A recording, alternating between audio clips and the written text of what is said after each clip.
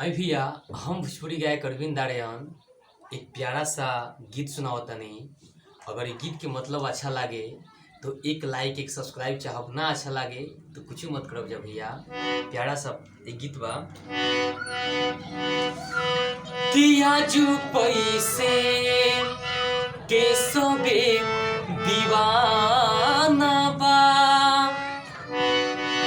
किया जू पैसे के सभे दीवाना बा, प्यारे कोइल त सिर्फ बहाना बा, किया जू पैसे के सभे दीवाना बा, प्यारे कोइल त सिर्फ बहाना बा।